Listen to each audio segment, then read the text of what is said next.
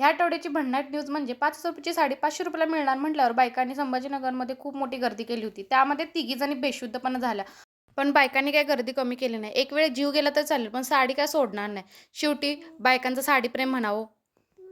तर जॅकी चॅनने सांगितलेलं आहे की त्यांच्या 4,000 कोटीच्या संपत्तीमधील त्यांनी एकही रुपये त्यांच्या मुलाला देणार नाहीत. त्यांचं म्हणणं आहे की त्याच्या मुलाने स्वतःहून पैसे कमवावे. तुम्हाला काय वाटतं यावर नक्की सांगा.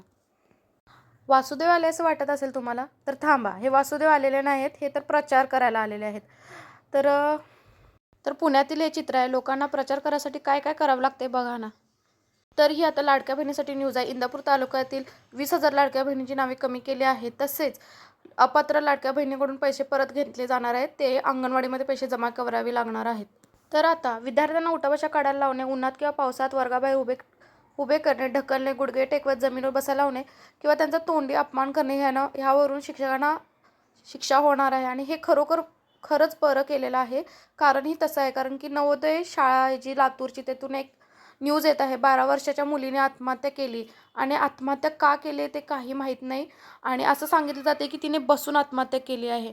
ह्यावरून कळते किती खोटं बोलत आहेत ते, यावरूनच कळते.